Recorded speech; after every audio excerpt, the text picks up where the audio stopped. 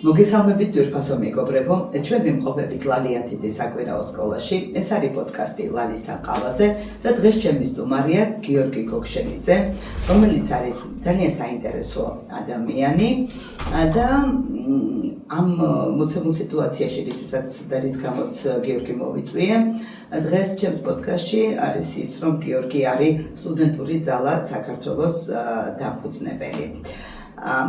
მინდა რომ ამ თემაზე ვისაუბრო და თან საინტერესო ის არის ჩემთვის ყველაზე მეტად, რომ ასეთი დაძაბული პოლიტიკური ვითარების პირობებში და როდესაც ფონი, სოციალური ფონი ზოგადად არის ძალიან დაძაბული და პოლარიზებულია საზოგადოება, მიხარია ხოლმე, როცა ისეთ ადამიანებს წავაწყდები, რომლებსაც მიესვლება აბსოლუტურად ყველა ძალასთან, ყველა პოლიტიკურ შეხედულების ადამიანთან და მინდა რომ ასეთი ადამიანები შემოვიკრიბოთ ჩემს გვერდით, იმიტომ რომ ვთვლი, რომ დღეს დიალოგი, საუბარი, ერთმანეთთან კომუნიკაცია არის ყველაზე კარგი და ჭკვიანური გამოსავალი არსებულ ვითარებაში.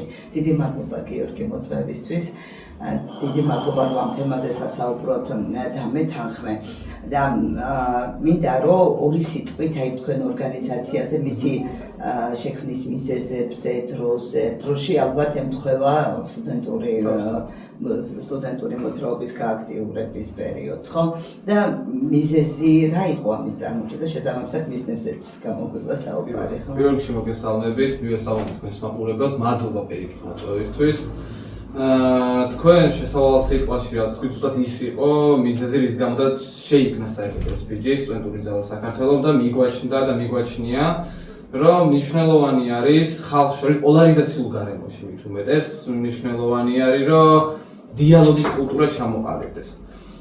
ვინაიდან და რადგანაც თუ კი საზოგადოებამ მაქსიმალურად იხილჩება ერთმანეთსაგან და ერთმანეთს განიზიდავს, არათუ რაღაც კონსოლიდირება ხდება მათ შორის. ამ ყველაფერს იმადა დიდი საფრთხეები მოსდევს მომავალში, ვიდრე უბრალოდ მხოლოდ პოლარიზაცია არის.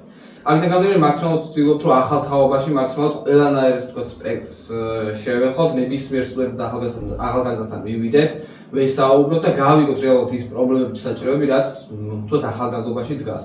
და ვფიქრობ, რომ ის პრობლემები, რაც არსებობს, საბოლოო ჯამში გაგვაერთიანებს ამ პრობლემების მოსაგვარებლად. ასევე არ შემიძლია არ დაგეთანხმოთ ის პოლიტიკური ფონი, რომელიც საქართველოში არის შექმნილი, ესეთი ყველაზე უმთავრესი ალბათ რამაც გამოიწვია ხალხს შორის პოლარიზაცია ზუსტად უკავშირდება ქართული ოცნების გარემოს პოლიტიკურს, ხო, ერთგვარს რაც შექმნა ოცნების მიერ გარემოს, რომელიც საბოლოო ჯამში დაკომპლექტირებულია რეალურად ისეთი ხალხისგან, რომელსაც უბრალოდ სხვა ალტერნატივა მათ არ დაუტოვა ხელისუფლებამ, ხო, რეალურად. მით უმეტეს უნივერსიტეტებში და ყველა დიდი მამოტივირებელი რაც ჩვენთვის არის, არ შემიძლია რომ არ ვახსენო. ჩვენს დავიწყეთ მუშაობა SPG-ს და მის ჩამოყალიბებაზე. მაშინ პირველი ეს თქვა ქალაქი, სადაც ჩავით, იყო გორი, შევხვდით გორის სტუდენტობას და მათ მოვისმენთ ესეთი ყველაზე მძიმე ამბავი, რაც იდეაში მოსალოდნელი იყო, მაგრამ მეორე როცა პირისპირ გესმის იმ ადამიანებისგან, ვინც უშუალოდ მონაწილე იყო ეს ამბავში.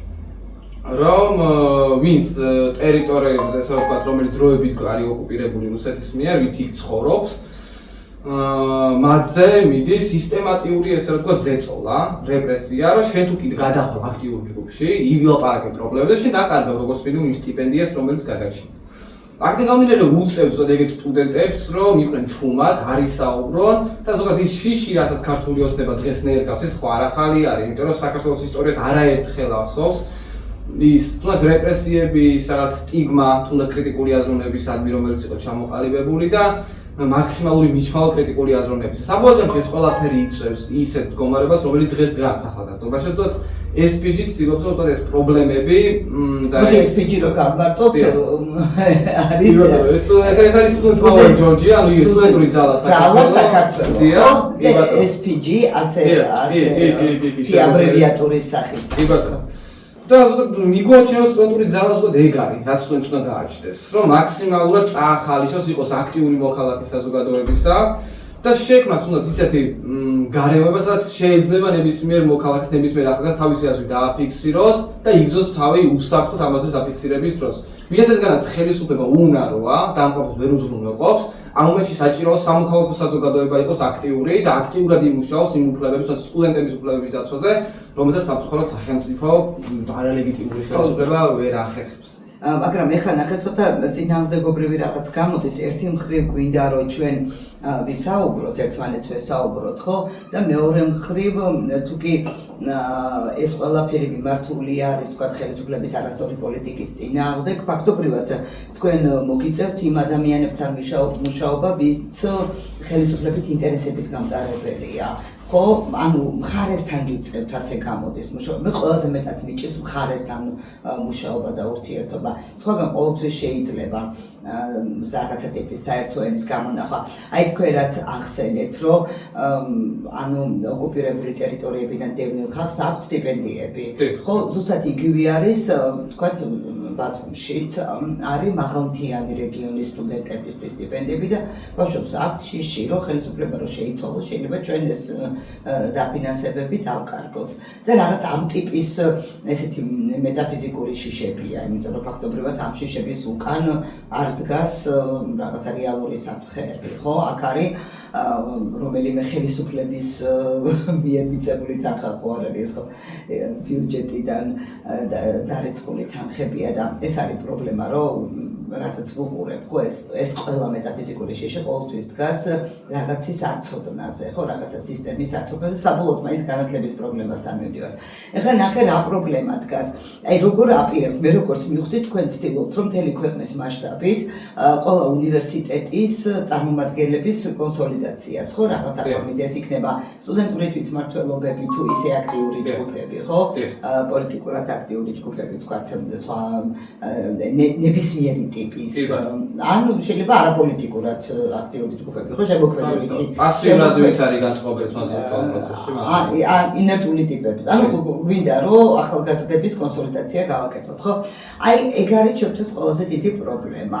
როგორ არის შესაძლებელი, აი იგივე სტუდენტური თვითმმართველობები განსაკუთრებით სახელმწიფო უნივერსიტეტებში, მე რასაც ვუყურებ რაღაცა კავშირის მსგავსი სტრუქტურები შეიქმნა და მე როგორც აი ეს პოსტსაბჭოთა ადამიანს და საბჭოთა პერიოდი გამივლია და ეს ყველაფერი კარგად მაქვს კანზე ნაგრძნობი, აი ძალიან დიდი მგრძნობელობა მაქვს აი ამ სოციალისტურ ელემენტებზე და ისე გავს ეს თვითმმართველობები საბჭოთა კომკავშირს, რომ აი არ მინდა რომ დავინახო, აი ერთ-ერთში არის გადმოტანილი, ხო, რაღაც ცენტრალიზებული, მართული, იდეოლოგიზირებული, თან რა არის იცი კიდე რაში მეწოდება იცით ეს ბავშვები, ჩვენი ხელისუფლება ხო იდეოლოგია ვიძახეთ და ეს ხო იდეოლოგია არ არის ცალსახად ჩამოყალიბებული, ხო, ყველა კვირაში იცვლება, ხო, და ამ ადამიანებს უწევთ რაღაცა რაც აი მაგალითად იყო რომ ბათუმში იყო ზუსტად ეს ახალგაზრდული ორგანიზაციები ძალიან ინტენსიურად აზიარებდნენ იმას რიშვაძის მხარდაჭერთა ჯგუფი შეიქმნა გვერდი და ის ავტომატურად მერე გადაკეთდა თამაზაჯვილის მხარდაჭერთა ჯგუფად და იგივე ხალხი არის ისევ იქ მოყრილი და ამ ბავშვებს უწევთ აი ასეთ გარემოში მუშაობა. ხო, ფაქტობრივად აი ანდაზა არის ერთი ასეთი ძველი აბაჭემო მანასეო ხანისა და ხანასეო, აი ზუსტად ასე არიან, ხო, ერთ წუთს რო ერთ რაღაცას ამტკიცებს, მე იმის საწინააღმდეგოს მტკიცება უწევთ, ხან ევროპაში შედიან, ხან არაფერში არ ჭირდებათ ევროპა, ხან deep state-ებს წვიან და ხან არ იციან რას და ეს ბავშვები არიან ამაში გაჭრეტილები და თქვენი თაობა ხო 21 საუკუნეში დაბადებული ადამიანების თაობა ხართ, ხო? და ეს თაობა ძალიან დასანანი არის აი ასეთი რაღაცა იდიომური აზროვნება თუ არ ვიცი რა დავარქვა ამ ტიპის იმას ვერ აიტანენ ალბათ დიდხანს, ხო? რაღაცა მე მგონია რომ მენტალურ პრობლემამდე შეიძლება ადამიანი მივიდეს ამ ტიპის იდეოლოგიური და მსოფლმხედველობრივი ცვალებადობით მით უმეტეს რომ რომელიმეში მყარად არზე ხარ, ხო? აი ამასთან როგორ იმუშავებ და როგორ მოვიდეთ? ძალიან $1 million question არის ხა რაღაც. ხო, მარტივი შეკითხვა. ხო, მაგრამ ეცდები ცოტა შორიდან დავიწყო ამ ადამიანის გასცემა. არაერთხელ მიხსენებია მეტაფორულად ესეთი ამბავი, რომ არსებობს ესეთი ძალიან ლამაზი ნახატი, გოიასი სატურნი ჭამს საკუთარ შვილებს, თავის შვილებს, ხო, დახვდით. შეიძლება მეშლება სახელი, მაგრამ და ესეთი შინას, არა, სატურნი ჭამს საკუთარ შვილებს. კი, ეგრეა მახსოვს. არა, კრონოსი მე მგონი პერსონალში და პერსონალურობრივი. კი, პერსონალურობრივი ამბავია ჩვეულებრივი. კი ბატონო. და იდეაში რა არის შინაარსი, ხო? მანდ რომ მამა რომელიც არის შეპყრობილი მანიით ხელისუფლება ამ ხელმწიფობაში ყოფის ამის შიშით საკუთარ შვილებს შეჭამს, ხო? რომ არავინ არ წააგოს. ჩემთვის ქართული ოცნება ეს არის ახალგაზრდების მტერი ხელისუფლება. ასეთი ახალგაზრდების მტერი ხელისუფლება არასდროს არ ყოლია და ყველაფერში ჩანს ეს. კი ბატონო, უბრალოდ პრობლემა უფრო ღრმა არის ჩემი აზრით და ვესწრები ეს ახსნა. ჩვენი თაობა ზოგადად წარმოადგენს შემდეგ ტიპს, რომელიც საერთოდ სკოლაში როცა ხვდებოდა, სკოლაში როცა სწავლობდა, ხო? მისთვის ჯერ არავის არ უკითხეს, საერთოდ სკოლაში უნდოდა თუ არა რომ ესწავლა. მაგრამ ეს ვალდებულება იყო და მოუწია რომ სკოლაში ესწავლა. და როგორ სკოლაში უნდოდა სწავლა? ამის ახლა საერთოდ უნდოდა თუ არა იმ საგნების სწავლა, რასაც გადიოდა სკოლაში, ხო?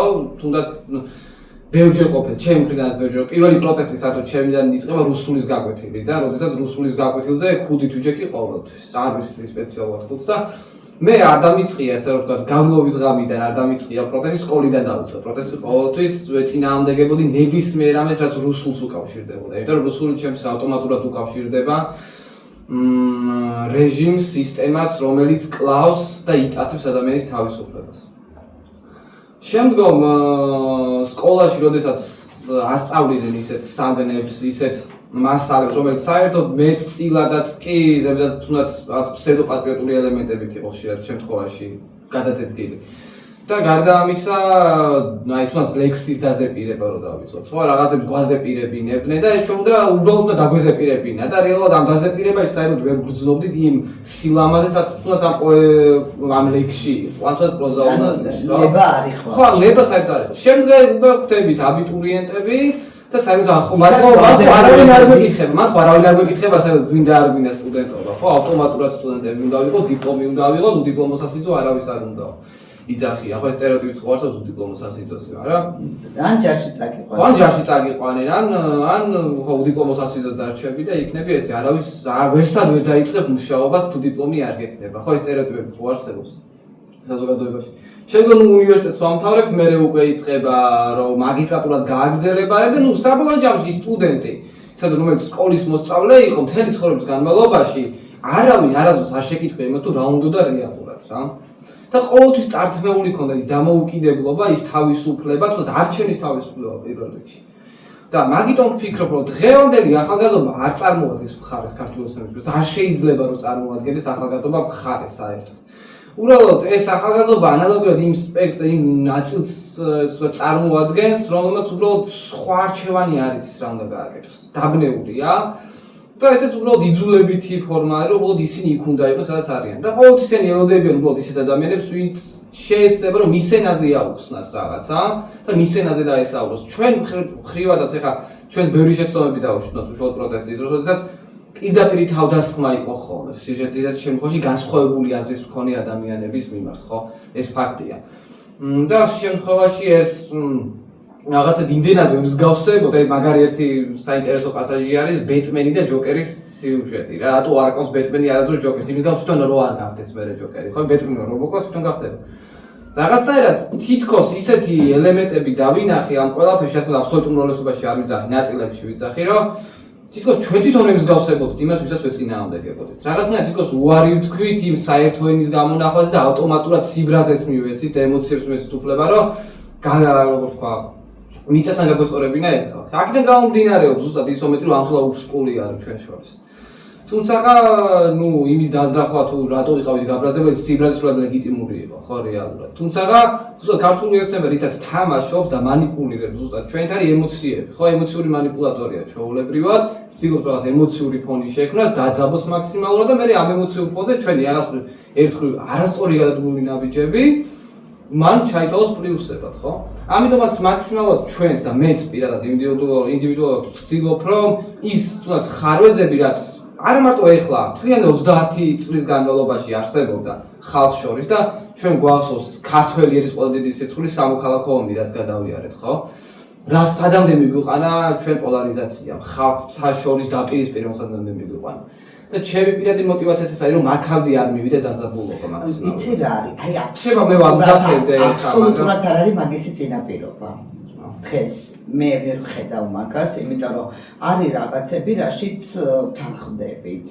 რაღაცა არ არის მაგ ტიპის აგრესია არ არის ჯერ.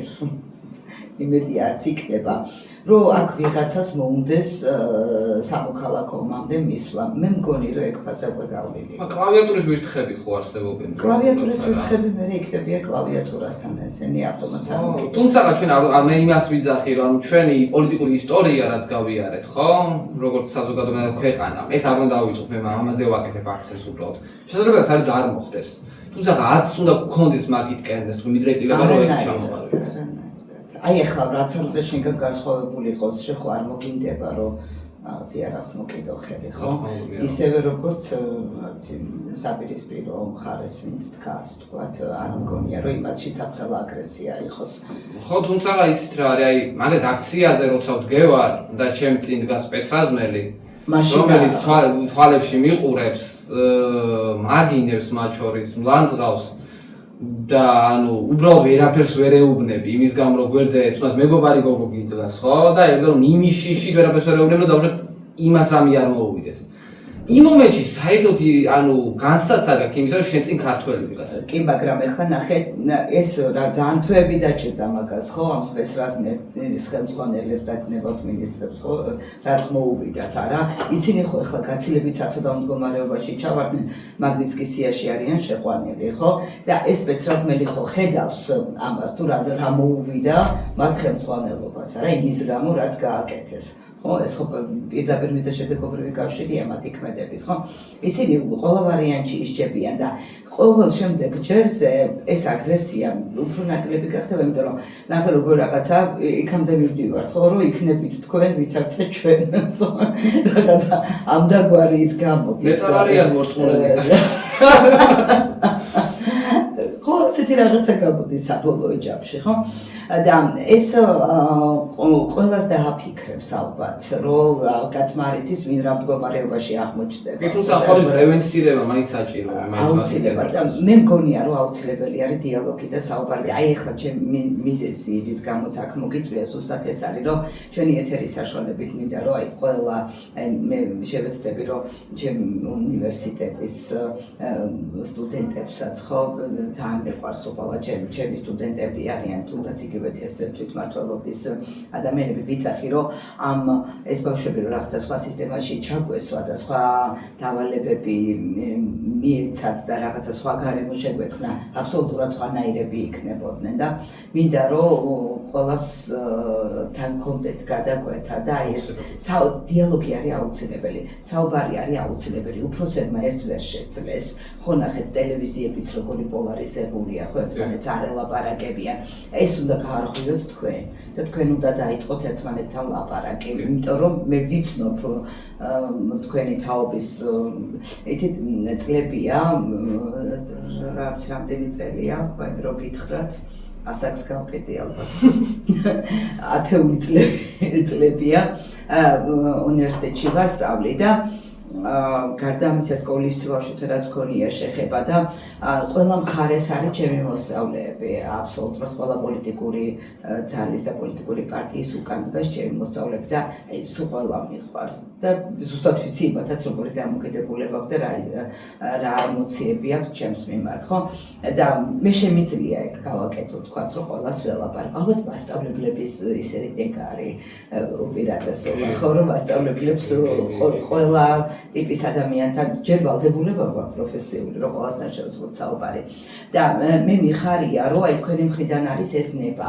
წამოსული და აი უფრო რაღაცა ისეთი ლოკალური გეგმები რო თქვათ რა აი ახლა აი უახლესი გეგმები რა გაქვთ ისეთი რომ აი ეს დიალოგი როგორ უნდა დავიწყოთ მე რაღაც მე შემიძლია თქვათ რაღაცა ჩემი პოდკასტი რაღაცა ეს სივრცე დაგითმოთ, რაღაც დამატებითი შეხვედრები ჩავწეროთ, ესეც შეიძლება რაღაცა კლუბური შეხვედრები მოვაწყოთ ამ ფილოსოფიის კლუბში ან რა ვიცი, დებატ კლუბი შეიძლება რომ მოვაწყოთ.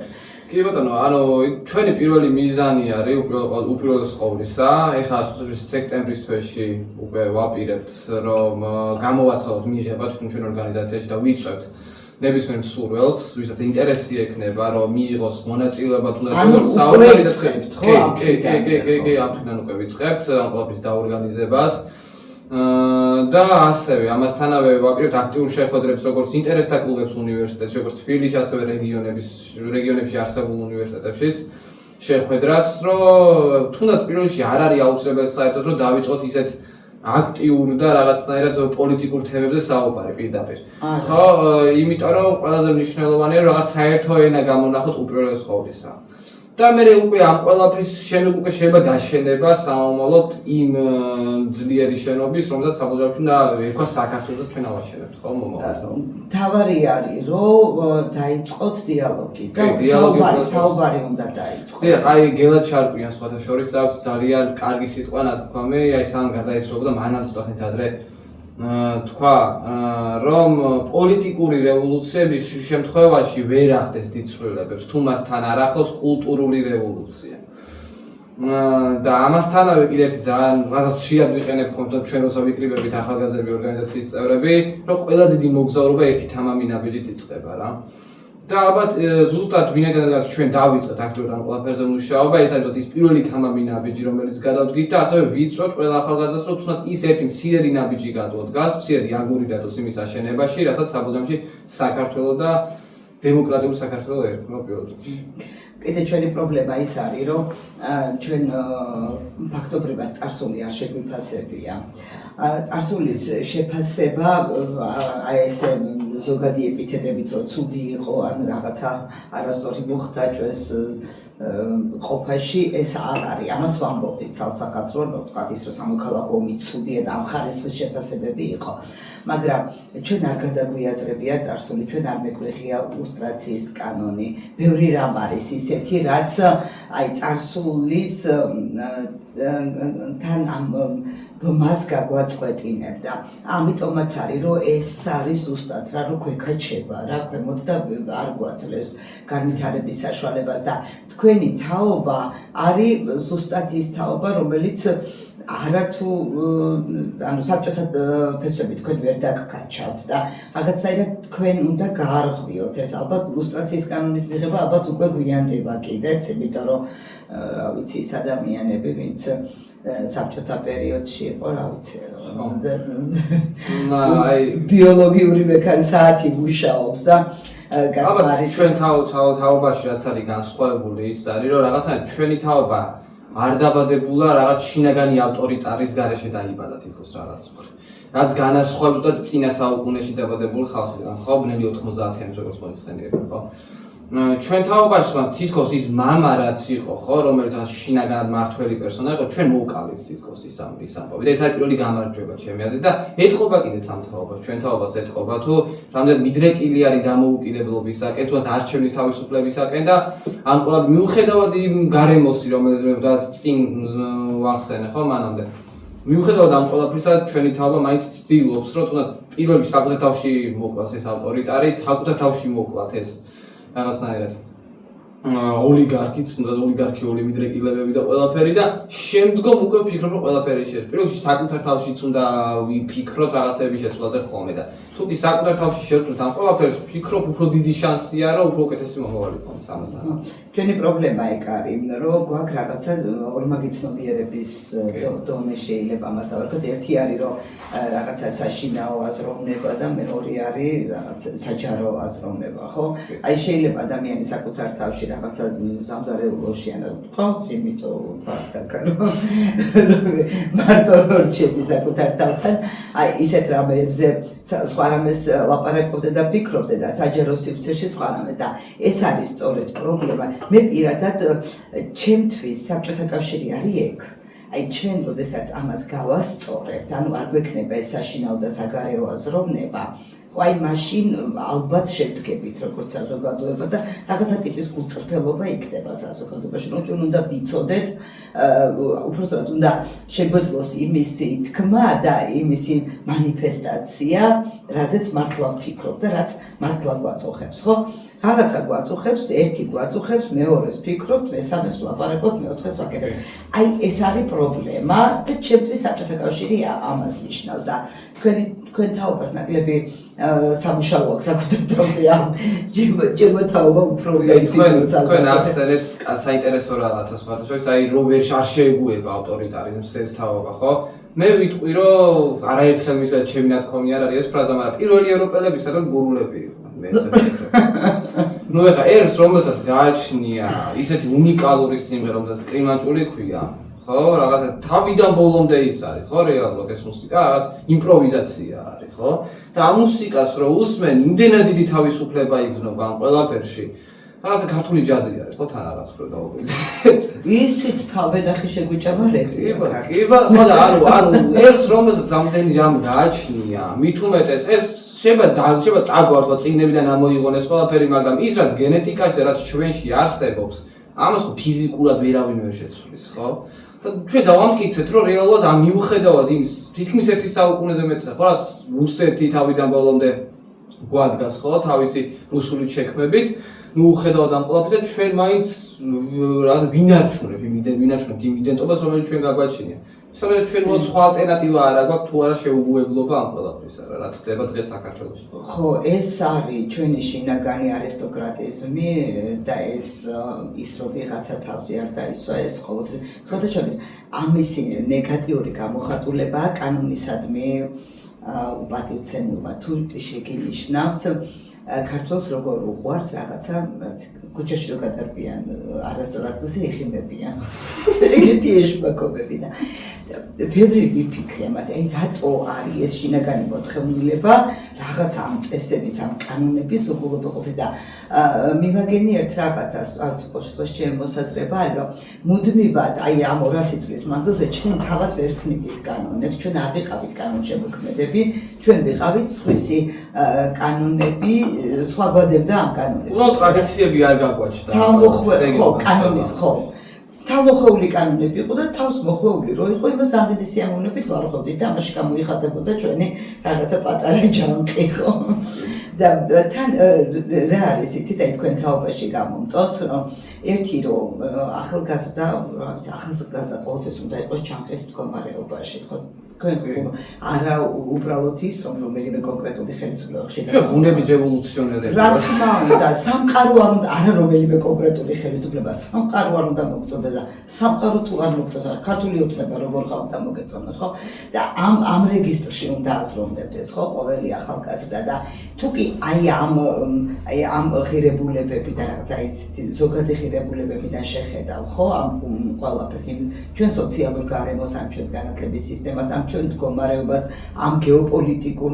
მოცემულობას ხო შეუძლებელია რომ რაციონალური დაწუნები არ გააკეთო კი აი სხვადასხვა აი ერთი ეს უნდა აღმოჩნდეს რაც გურია ვახსენე ავთვათ სვანეთიც უნდა ვახსენო და სვანური ტრადიციები ხო ნუ წელს პირველად ვიყავი სვანეთში და არ ვიცი ალბათ ეს ის ადგილი არის სადაც საერთოდ დაიბადა დიალოგის ტრადიცია აბსოლუტურად მე ვიტყოდი მთლიან ევროპაში და ამას არ მალაპარაკებს მხოლოდ ეს ვთქვათ ჩემი რაღაც უბატონო თემი არის თავისთავად და გარდა ამისა თვითონ მედიაციის რესპუბლიკა ქონდა მედიაციის ინსტიტუტი რომელიც სვანეთს გააჩნდა თუნდაც სამართალი და სხვადასხვა ბევრმა არის რომ ქალებს ზამთრად დიდი როლი ჰქონდა თუნდაც გავსამართალში და არ ვიცი ალბათ ანუ ქვეყანაზე ხალხს რომელსაც ესეთი ტრადიციები გააჩნია ის რანაირად შეიძლება რომ ჩამოიჭრას და შეეგუოს იმ ყველაფერს რაც დღეს ხდება აი ჩემს წარმოუდგენელია უბრალოდ ვერ მოხდება უბრალოდ სვანეთში რომ ვიყავი ასეთი ფაქტი მომიყვა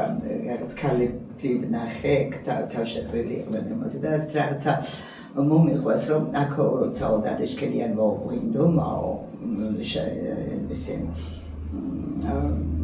ზემოსვანეთზე ანუ ზემოსვანეთისო ესაო დაპყრობაო უშკულშიო ნუ რაღაც დონეზე გამოაცხადა რომ უშკული მისი საკუთრება მაგრამ რო ამოდიოდაო მე მოკლეს ისი ქაშვიდივე გვარმა ერთად ჩამოასხა 12 ტყვია და ერთად ესრულეს და მოკლეს, მაგრამ რო ამოდიოდაო, ცხენიდან ჩამოდიოდაო, რო შემთხვევით ვიღაცისთვის ზემოდან არ გადმოეხედაო, ხო? როგორი სიფაქიზეებია ურთიერთობების, ხო? და ამისი ტრადიციები და ყველაზე ცუდი ეგ არის, რომ მე ყველაზე მეტად რაზეც წდება გული ეს არის, რომ ჩვენ შეგვიძლია, რომ უამრავი კვლევაა გასაკეთებელი. საქართველოს ისტორია საერთოდ თავიდან არის გადასაწერი, რაღაცა ფილოსოფიური აზროვნება არის შესასწავლი, ეს სოციალური ინსტიტუციები და სტრუქტურები არის შესასწავლი და ამ ჩვენ ტრადიციული რაც არის, ამისი გამოტანა არის საჭირო და იმის ნაცვლად, რომ აი ამაში იხარჯებოდეს ჩვენი დრო და ენერგია. რაღაცა უაზრო კინკლაობაზე ხარჯავ და კაცი-კაცია და ქალი-ქალია ამ სისულელეების სახელში, ხო? ვინც გვაქვს სატრადიციო ბოლოს შეგაწოდებ, არის ქართული ოცნება რეალურად, ხო? ვინც ცდილობს რომ ეს თანასწორობის ხიდი ჩატეხოს, რომელსაც რავი ჯერ კიდე საიდან ედება სათავე, ხო? სვანეთიდან ვიძახი. იქიდან რაც იდება ტრადიციებად, ფაქტიურად ქართულცება ყვაბეს ანგრევს, თელავს, ხო? ზედულის და რავი, რომელ ტრადიციულ დამცველად არის ეხლა გამოსული ან კობახიძე ან რომელიმე სხვა ლიდერი, რავი, მე ცოტა მეცინება კიდე, როცა ამ ყველაფერზე საუბრობენ, იმიტომ რომ შეუძლებელია ტრადიციებზე ისაუბრო და ილაპარაკო იმ ყველაფერზე, რომ აი რაღაც საჭირო არის გენდერული თანასწორობა, ისა, ესა თუ გენდერულ თანასწორობას ახსენებ, ხო ეგრევე რაღაც LGBTQ თემის წარმომადგენელი ხდები ავტომატურად, ხო, მათ თვალში. რავი, აბა გაუბედოს რომელი თანასწორობა ჩვენ ენაში გვაქვს ჩადებული. აბა ვიდეს რომელიმე და უთხრა სვანს ეგეთი რაღაც შენ თანასწორობაზე ლაპარაკობ, ეგეთი ხარ და ნახოთ მე რა ხდება. ეგ არის ეს რეალობა უბრალოდ. ეგ არის რომ ჩვენ აბსოლუტურად ყველა მოცემულობა გვაქვს ჩვენს კულტურაში, უბრალოდ ამას ჭირდება რაციონალიზაცია. ის რასაც ჩვენ ინტუიციურად ვგრძნობთ და აი ესე შეგრძნებების დონეზე გვაქვს, საჭირო არის რომ ეს ყველაფერი შესწავლილი იქნას, გაცხადებული იქნას და რაღაცა დონეზე შეთანხმებული ვიყოთ, იმიტომ რომ აი შენ ახსენე საუბარში და მინდა რომ მაგაში გამოყვე. ის კი არა რომ ჩვენ ევროპასთან რაღაცა მათხოვარი და უბანელი ბავშვის პოზით მივადგეთ, ხო, სამათხოვროდ.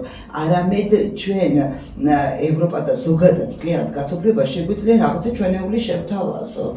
ხო, ანუ ჩვენ ის უნდა მოვახერხოთ, რომ ის ღირებულებები და ის ფასეულობები, რაც ჩვენში არის და რაც სხვათა შორის ძალიან მოსწონთ ევროპელებს, რავი, მე ვისაც შევხვედრი ვარ, ვისანაც მისაუბრია, ვინც აქ ჩამოსულა, ვისაც უნახავს ჩვენი კულტურა, ყველა პოულობს იმ თავისებურებებს, რაც მართლა გვაქვს და რაც შეიძლება ევროპულში უკვე დაკარგულია და რაღაცა ჩვენთან ასე თვითნაბადად არის შემონახული და რაღაცა ტიპის ნოსტალგია გდება რაღაც ადამიანურ ურთიერთობებზე, ამ რაღაცა ტრადიციების და სიახლეების, აი იმის უნარზე თუ როგორ შეუძლია კულტურას თან განვითარდეს და თან ტრადიციები რაღაცა უცვლელად შეინახოს.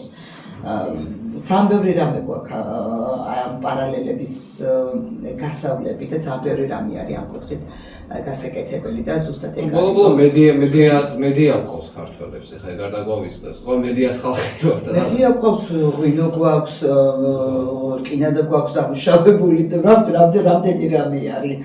გუთნის დედა, რა ვიცი, ქალი ყავდა, რომელიც ხნავდა. ბევრი რამე გვაქვს გაკეთებული, ხო. ძალიან დიდი მადლობა. რამე ხო არ იყო ისეთი რა, ისი თქმაც გინდოდა და რაღაცერად არ შევეხეთ. ვეცდები რაც საქმე ვისაუბრე, ჩვენმა ორგანიზაციამ SPG თავის ქმედებებში დაგანახოს თქვენ მაყურებელს და თლიან საქართველოს და ესეთი ასაც ვთხოვდი ყველას რომ გამოყვეს ჩვენ სოციალურ ქსელებსაც ალბათ მოგცემთ მერე და შეგეძლება. კი, შეიძლება კომენტარებში. კი, დავამატოთ და მერე იქ რამდენო თვალ და იქ ნახავენ ყველა იმ გეგმას, საბოლოოში რაც ახლა ვერ მოახერხეთ შეიძლება ფიზიკურად, იმიტომ რომ იმდან ბევრი პროექტი გვაქვს ახლა დაგეგმილი ახლო მომავალში, რომ ფიზიკურად ვერ მოგცემს დრო უბრალოდ საშუალებას რომ ყველაფერი გადმოწე. მადლობა პირიქით თქვენ მოწვევისთვის და ხო, ვარ ჯერ არ გემშვიდობებ, იმიტომ რომ ჩვენ პოდკასტს აქვს ფინალური ფაზა, ეს არის ლალისთან ყავაზე შემთხვევით არ ქვია. ორი სიტყვა ყავის შესახებ უნდა გითხრათ, რა როლს თამაშობს შენ ცხოვრებაში და ბათუმში რო ჩამოხვედი, ხო პირველი შემოთავაზება რაც ყველგან ყავა იქნებოდა. სიმართლე უნდა ვთქვა, ეხლა არ გამოვა სხვანაირად, ეხლა არავინ არ ვაპატიებ, თან არ გამომდის ტყუილი ეხლა სულად კარგად მე და ზოგადად ყავას არ ვსვამდე დიდად ეხლა სიმართლეც მე ეხლა ძალიან ყავას ვსვამ, მაგრამ ყავა არის ეხლა კაცი უბრალოდ გულს ვიფრიალებს ხოლმე თორე ალბათ იგი საჭირო არის ხანდახან ხო, ბათუმი და ყავა ეხლა ნუ ერთმანეთის გარშე წარმოუდგენელი არის, ხო ის ყავა რომელიც რაღაცნაირად იმ მიწაზე ხო როგორც ვიცი დუღდება, დუღის პროცესი გადის და მე ეს ტრადიცია არის თავისთავად, ხო? აქედან გამომდინარე, ჩემთვის ბათუმთან ავტომატურად ყავა ასოცირდება და საუბართა პირველ რიგში, ხო? იმიტომ რომ ბავშვობიდან რაც მახსოვს ის იყო, რომ როცა შეიკრიბებოდნენ ხოლმე ოჯახში რაღაც საღამოობით მეზობლები და ყავას როსვავდნენ და იქ რო საუბარი მიდიოდა, ხო, მთელი საღამო თესთან ზაფხულში ცივი ყავა განსაკუთრებით მახსოვს. და რაღაცა აი ეს ელფერი არის პირველი ასოციაცია რაც მიჩნდება ყავაზე ავტომატურად რა. და ალბათ ის ოსტალგია გამიჩნია ზუსტად ახლა ჩვენ დიალოგსაც. და მოდი იდეას შემოგთავაზებ. აი შენმა ორგანიზაციამ დაიწყოს რაღაცა ბოსტონში ხო ჩაისვა. დავიწყოთ ყავის მით და ახალგაზრდული ყავის მადავარქვა და გამოვა ძალიან ბათუმური და შებრიგებლური. კი ბატონო, მადლობა. მადლობა შენ. ეს იყო პოდკასტი ლალისთან ყავაზე, ჩვენ ვიმყოფებოდით ლალიანთიცის საკვირაო სკოლაში. ველოდებით თქვენს კომენტარებს.